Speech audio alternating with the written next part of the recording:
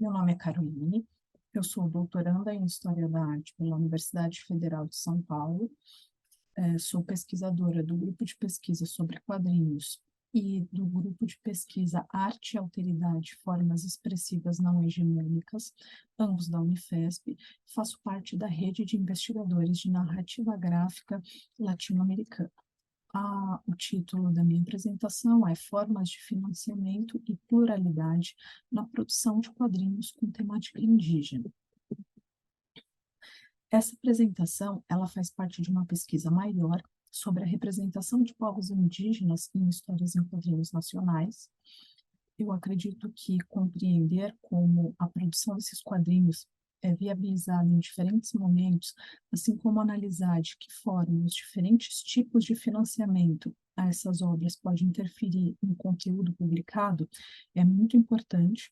Por esse motivo, nesse momento, o objetivo é analisar as relações entre as formas de financiamento e a pluralidade de vozes que produzem essas obras. O corpus da minha pesquisa é composto por histórias em quadrinhos nacionais, publicadas entre o ano 2000 e 2022, de forma não periódica, que tragam em sua temática questões históricas, políticas, sociais, culturais e ou religiosas sobre povos indígenas no território brasileiro, ou que apresentem personagens indígenas relevantes para a história narrada.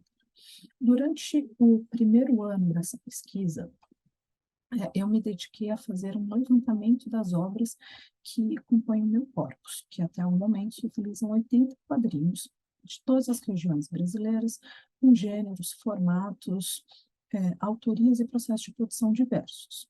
Eu destaco que o processo de levantamento dessas obras ele é contínuo, e eu tenho consciência de que, mesmo ao final dos 4 anos do doutorado, eu não vou conseguir ter encontrado todas as obras que poderiam fazer parte do meu corpus, até mesmo pela dificuldade desse levantamento, já que, como eu vou demonstrar a seguir, muitos desses quadrinhos são publicados de forma independente, por financiamento público ou plataformas de financiamento coletivo.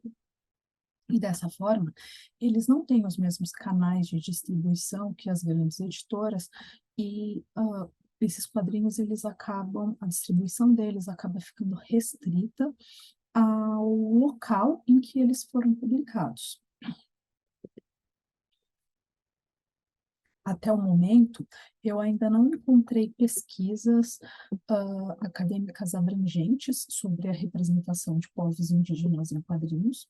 Por isso, eu acredito que eu vou apresentar alguns dados inéditos, tanto do ponto de vista dessa representação, quanto no que diz respeito às formas de financiamento ao quadrinho nacional. Bom, sobre as formas de financiamento, eu dividi os quadrinhos que fazem parte do meu corpus em 4 grupos. São eles as editoras, as plataformas, os que são financiados diretamente por editoras, os que utilizaram plataformas de financiamento coletivo, os que utilizaram editais públicos de apoio à criação e publicação de história em quadrinhos, e aqueles que são publicações independentes. Então, desses 80 quadrinhos, 30 obras foram financiadas diretamente por editoras. 17 foram financiadas por plataformas de financiamento coletivo. 23 foram financiadas através de editais públicos e 10 foram publicadas de forma independente. Esses dados eles foram retirados das informações contidas nos próprios quadrinhos. Então, nós temos aqui 37% dos quadrinhos publicados com a temática indígena entre os anos 2000 e 2022 foram financiados diretamente por editoras. 29% utilizaram editais públicos de apoio à publicação e criação de histórias em quadrinhos. 21% utilizou plataforma de financiamento coletivo e 13% é o que corresponde aos quadrinhos independentes. Conforme eu tinha dito anteriormente, realmente grande parte dos quadrinhos que fazem parte do meu corpus são utilizaram outras formas de financiamento que não diretamente pela editora e que demonstra a dificuldade para encontrar esses quadrinhos também. Bom, dos quadrinhos publicados através de editoras, nós temos, todos eles foram publicados no eixo Rio-São Paulo, sendo que 80% desses quadrinhos eles foram publicados no estado de São Paulo. Então, 20 dos 30 quadrinhos que foram publicados no financiamento direto da editora, 24 foram publicados em São Paulo e 6 no Rio de Janeiro. Em nenhuma das 30 publicações houve participação indígena na autoria ou na consultoria para a fundamentação da obra. Apenas em um dos casos, no quadrinho Povos Indígenas em Quadrinhos, do Sérgio Macedo, existe ao final, nos agradecimentos, uma menção à aprovação e autorização para a publicação da obra, em que são citados algumas lideranças indígenas ou algumas associações indígenas. No caso das plataformas de financiamento coletivo, a gente percebe que o mapa vai ficando mais colorido, né? Então, nós temos aqui quadrinhos publicados no Amazonas, no Pará, em Minas Gerais, no Rio de Janeiro, em São Paulo, em Paraná e no Rio Grande do Sul. Então, dos 17 quadrinhos que foram publicados através de plataformas de financiamento coletivo, nós temos 4 em São Paulo, 2 no Rio Grande do Sul, 1 no Rio de Janeiro, 4 no Paraná, 3 no Pará, 1 em Minas Gerais e 2 no Amazonas, sendo que desses 17, em 8 publicações, houve participação indígena na autoria ou na consultoria para a fundamentação da obra. Já no caso dos editais públicos, nós temos aí também uma variedade maior de estados que tiveram publicações de quadrinhos usando essa forma de financiamento. Então, nós temos Amazonas, Pará, Distrito Federal, Minas Gerais, São Paulo, Paraná e Rio Grande do Sul. Dos 23 quadrinhos publicados utilizando financiamento público, nós temos 6 publicados em São Paulo, 1 no Rio Grande do Sul, 1 no Paraná, 2 no Pará, 3 em Minas Gerais, 1 no Distrito Federal e 9 no Amazonas. E desses 23 quadrinhos publicados, mais uma vez, em 8 casos, houve a participação na autoria ou consultoria para a fundamentação dessa obra por uma participação indígena. Já no caso dos quadrinhos independentes, nós temos publicações no Amazonas, na Bahia, em Minas Gerais, em São Paulo, no Rio de Janeiro e no Rio Grande do Sul. Então, dos 10 quadrinhos publicados, 3 foram em São Paulo, 1 no Rio Grande do Sul, 3 no Rio de Janeiro, 1 em Minas Gerais, 1 na Bahia e 1 no Amazonas. E em nenhuma das 10 publicações houve algum tipo de participação indígena, seja na autoria ou na consultoria para a fundamentação da obra. Bom, o objetivo dessa apresentação é analisar as relações entre formas de financiamento e pluralidade de vozes que produzem essas obras. Então, com os dados que eu apresentei anteriormente, isso permite a gente me permitiram chegar a algumas considerações. Então, diferentes formas de financiamento propiciam uma descentralização das publicações e uma pluralidade de vozes e de narrativas.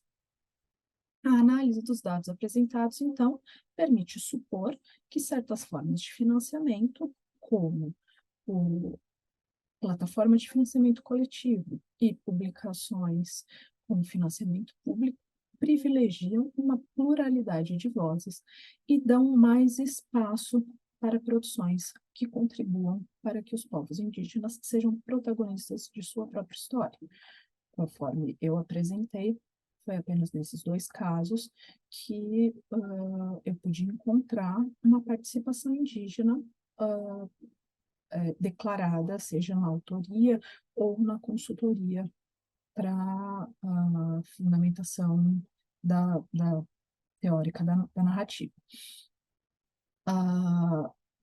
E os dados, eles também contribuem para que a gente compreenda o impacto que as diferentes formas de financiamento elas trazem para essa pluralidade da produção nacional, tanto do ponto de vista da temática, da autoria ou dos processos de produção, como eu apresentei no caso das publicações financiadas diretamente por editoras.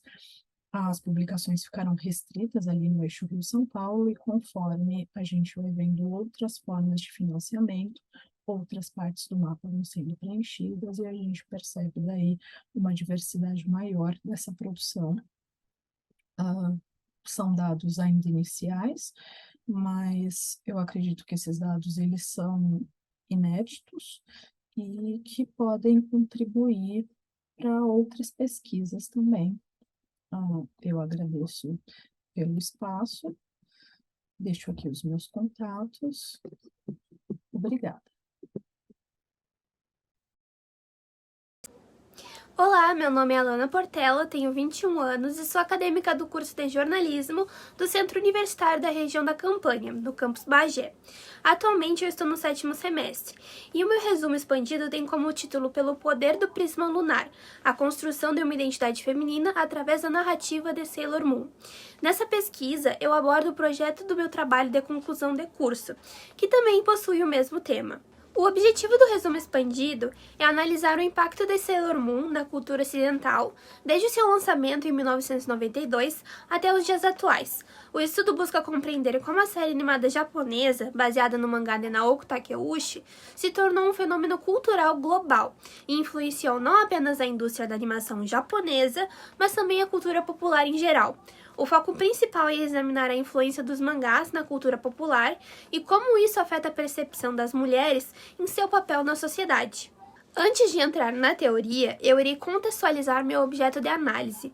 Sailor Moon, também conhecido como Bishoujo Seishi Sailor Moon, é um anime mangá criado por Naoko Takeuchi, que se tornou um fenômeno cultural desde sua estreia em 1992.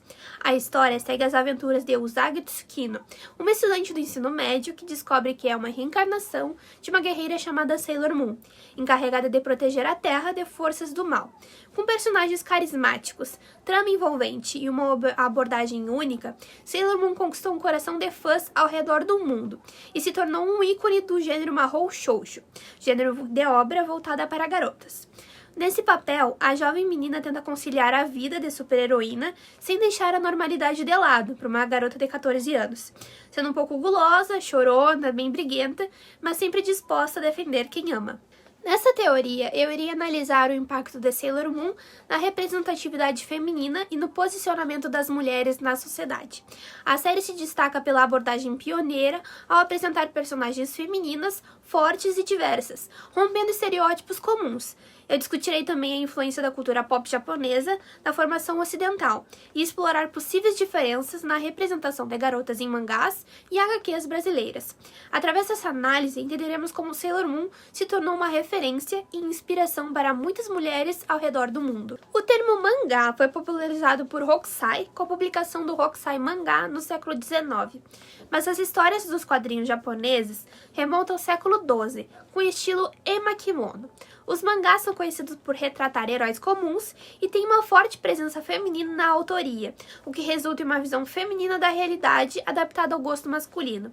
Existem várias segmentações de mangás, desde educativos para crianças até temas maduros para adultos. Atualmente, os mangás são parte de importância da cultura pop japonesa e têm uma indústria próspera, com milhares de títulos publicados anualmente e uma base global de leitores. O sucesso dos mangás pode ser observado nas listas de best-sellers no Brasil, onde obras como Demon Slayer e My Hero Academia aparecem frequentemente entre as mais vendidas.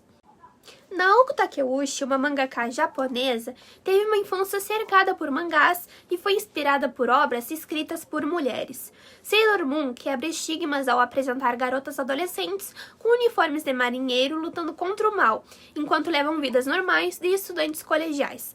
A série rapidamente se popularizou, e a protagonista, Usagi, apesar de suas características iniciais como medrosa, desastrada, chorona, se transforma em Sailor Moon, uma guerreira escolhida com a missão de encontrar outras guerreiras e restaurar o Milênio de Prata.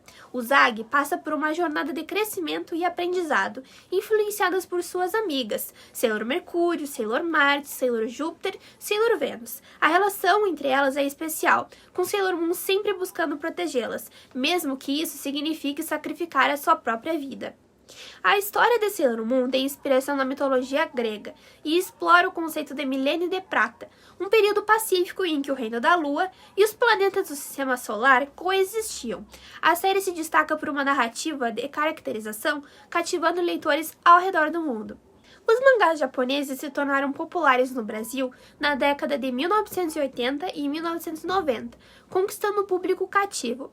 Séries como Lobo Solitário e Akira foram os primeiros a serem publicados, mas houve um período de pausa antes de títulos como Pokémon, Samurai X e Dragon Ball Z ganharem destaque através da televisão aberta. Sailor Moon estreou na TV Manchete em 1996, mas foi cancelada em menos de um ano devido aos altos custos. A série teve uma segunda chance no ano 2000 no Cartoon Network e também foi exibida pela Record. No entanto, devido a uma proibição imposta pela autora, a exibição de Sailor Moon foi interrompida em diversos canais. A série teve algumas transmissões ilegais em outras emissoras, como a Ubra TV em 2010 e a Rede Brasil de televisão em 2014. Após um período de ausência na televisão, Sailor Moon voltou a ganhar destaque no Brasil graças à internet. Os fãs utilizavam outros meios para acessar a série, o que chamou a atenção dos licenciadores. Em 2014, a editora JBC lançou oficialmente o mangá completo, seguido pelo remake Sailor Moon Crystal, disponibilizado pela plataforma de streaming Crunchyroll. 2 anos atrás, a Netflix adicionou obras de Sailor Moon em seu catálogo, incluindo os filmes dos anos de 1990 e as 2 temporadas de Pretty Guardian Sailor Moon Crystal, com dublagem em português. Atualmente, Sailor Moon é muito conhecido, como a gatinha Luna e o icônico uniforme de marinheiro, sendo figuras reconhecíveis. No YouTube existem diversos criadores de conteúdo dedicados à série, atraindo tanto novos leitores quanto aqueles que desejam reviver a sua infância. Letícia Cosmos é uma influenciadora digital e com um canal no YouTube que se dedica à arte de Naoko Takeuchi, possui mais de 120 vídeos sobre Sailor Moon. Em 2018, ela lançou um documentário chamado Bodas de Cristal de Prata, 25 anos de amor por Sailor Moon, onde viajou ao Japão para filmar locais relacionados à série e entrevistar personalidades que deram a vida às personagens. Letícia tem como missão espalhar mensagem de amor e justiça de Sailor Moon para os fãs antigos e os novos.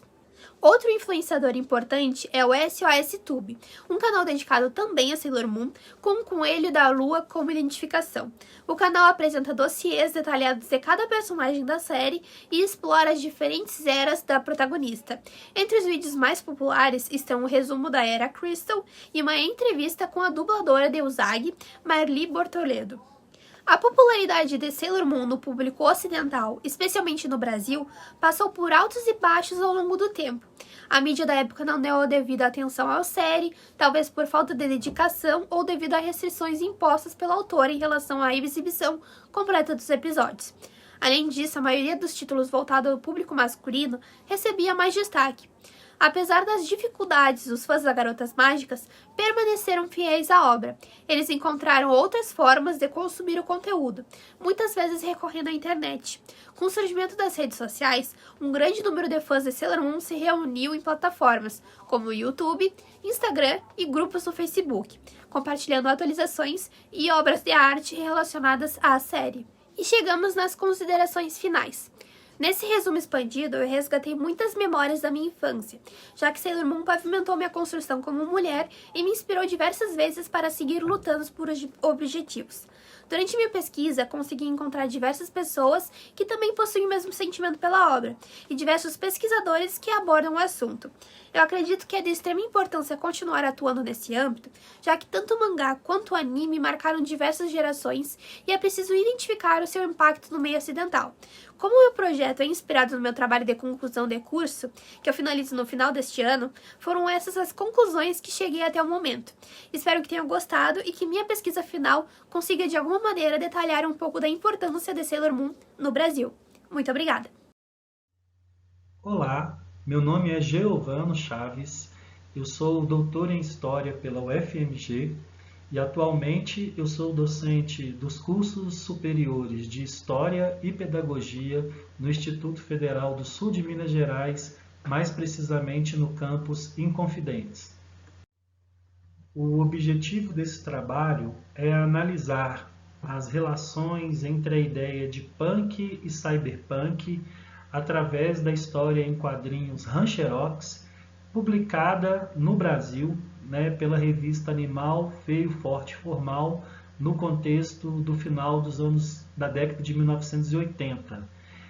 A minha intenção é contribuir para os debates nessa jornada internacional dos quadrinhos e principalmente receber recomendações, dicas, sugestões, principalmente indicações de bibliografia que certamente vão contribuir muito na redação do texto final que eu pretendo desenvolver a respeito desta apresentação. Deixando também claro que essa é uma pesquisa em andamento, A minha área de formação, tanto no mestrado quanto no doutorado, foi relacionada à história e cinema, e desde o final do ano passado que eu comecei uma nova trajetória acadêmica que diz respeito à relação entre história e quadrinhos, além de outras áreas, principalmente das ciências humanas, que eu pretendo também abordar relacionada a quadrinhos. Então, fico aberto a receber sugestões, críticas e principalmente indicações bibliográficas. Como suporte de sustentação teórica para esse trabalho, lembrando que é uma pesquisa que eu comecei a desenvolver no final do ano passado, a respeito da revista Animal, Feio, Forte e Formal, cujo personagem Rancherox é um desdobramento das publicações que comporam as 22 edições da revista, fora as edições extras. Mas, como suporte teórico, eu pretendo trabalhar com o conceito de imaginário social, mais precisamente associado à ideia de distopia ou de anti-utopia, fazer até uma discussão entre esses dois conceitos, com base nas teorizações de Bronisław Baszko, de Pierre Bourdieu, Cornelius Castoriadis, Roger Chartier, entre outros, focando, extraindo desses autores a discussão sobre como o campo do simbólico presente no cotidiano cria imaginários sociais que constroem as ideias de representações sociais, eu sei, tão polêmicas, tão discutidas, mas nem por isso nós temos que abrir mão de fazer esse tipo de abordagem, porque isso tudo corresponde a uma ideia de pensamento social que, principalmente nesse campo dos quadrinhos, e principalmente nessas manifestações, nessa ideia de cyberpunk no final dos anos 70 e início dos anos 80, fazem muito sentido.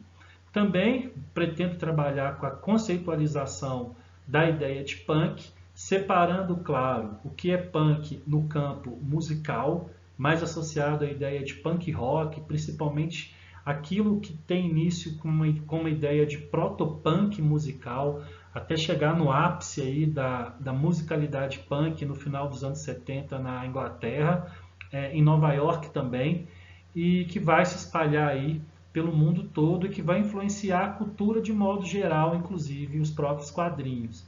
Também a questão estética relacionada ao punk, sabendo de toda a construção polêmica da ideia de relacionar a estética punk à associação entre o estilista Malcolm McLaren e a banda Sex Pistols, né? Hoje se sabe que essa relação foi muito mais ampla do que esse reducionismo, mas que de fato causou por meio de uma ideia de uma imagem punk, né? Toda uma estética que vai caracterizar o próprio movimento cyberpunk.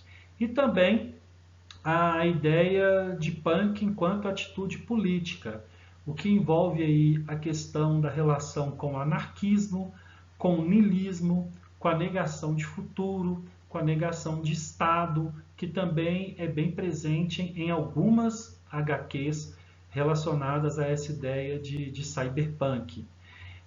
Por falar em cyberpunk, eu também divido esse movimento em uma parte que é mais artística e uma parte que é mais social.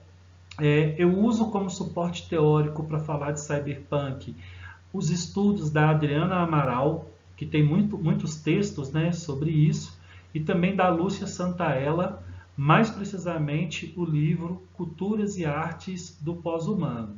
Enfim, com base na análise dos textos dessas autoras, entre outros, né, assim como também na bibliografia sobre punk, que começa com Antônio Bivar, em 1982, depois isso ganha o campo acadêmico e tem muita produção sobre isso, mas especificamente sobre o cyberpunk, eu pretendo abordar a questão do artístico, principalmente relacionado à produção literária, que perpassa até mesmo por uma HQ escrita pelo Dan O'Bannon e desenhada pelo Moebius, que é The Long Tomorrow, né, que é de 1975, assim como o filme Blade Runner de 82, do Ridley Scott, e o romance Neuromancer, do William Gibson, de 1984. Essas três obras, a princípio, pode-se se considerarem aí pilares artísticos da ideia de cyberpunk, né? Assim como as questões sociais, que é o advento da informática, do computador, da ideia de hacker e toda a estética que vai ser criada e até mesmo o comportamento a partir então desse aspecto do cyberpunk no campo social. E também, claro, toda uma teoria e metodologia de análise em quadrinhos que eu tenho selecionado, cada dia tenho lido mais, me apropriado e até mesmo ficado cada vez mais encantado, né, com o nível dos estudos sobre quadrinhos, principalmente no Brasil. Ressalto mais uma vez a honra de estar participando aqui desse evento, mas para esse momento eu selecionei o texto do Valdomiro Vergueiro, que é a pesquisa acadêmica em quadrinhos, né, que a princípio tem me servido de suporte para essa orientação macro sobre como trabalhar academicamente com quadrinhos, né? Também a coletânea de textos organizada pelo Márcio Rodrigues e pelo Vitor Calari sobre história em quadrinhos, assim também como os textos do Paulo Ramos e vários outros teóricos aí dos quadrinhos que existem na USP, em outras universidades, em outros departamentos espalhados pelo Brasil, que eu ainda pretendo conhecer e certamente vão ajudar muito nessa fase, né, dessa pesquisa que eu tenho desenvolvido. Então, o objeto dessa pesquisa é o personagem Rancherox.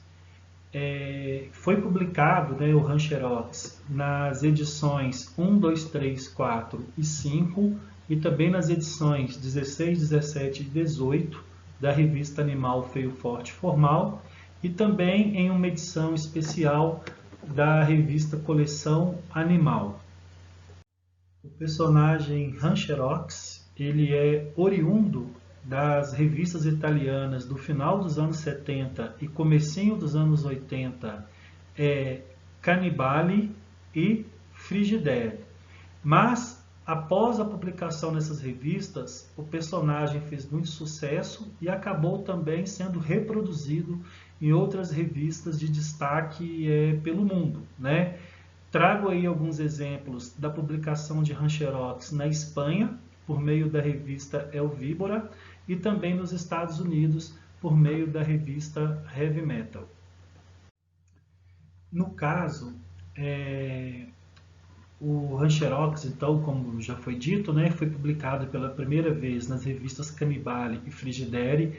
Lembrando que a revista Canibale, ela foi criada, né, pelo Stefano Tamburini, Tanino Liberatore, tem as participações do Andrea Piacenza, entre outros, né, grandes nomes aí importantes dos quadrinhos italianos no final dos anos 70, mas ela foi influenciada por uma outra revista já existente na Itália na década de 20, também chamada Canibale, e que fez parte inclusive do movimento dadaísta na Itália.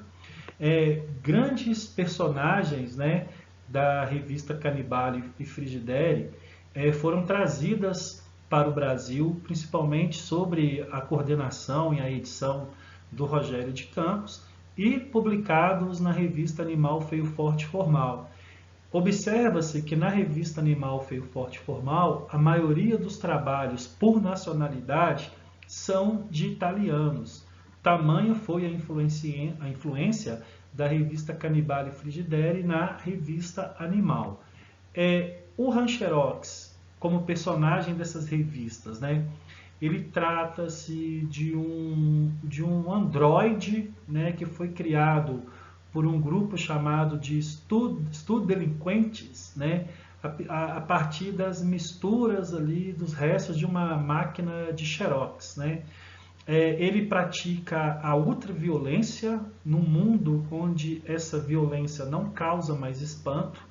E também tem uma questão que essa história traz como discussão, que é a questão da moralidade e da imoralidade, principalmente associada à noção de fim da infância, o que gerou muita polêmica, inclusive que pode ser observado na seção Cartas da Redação, constantes aí na revista Animal Feio Forte Formal, nas edições da revista, né?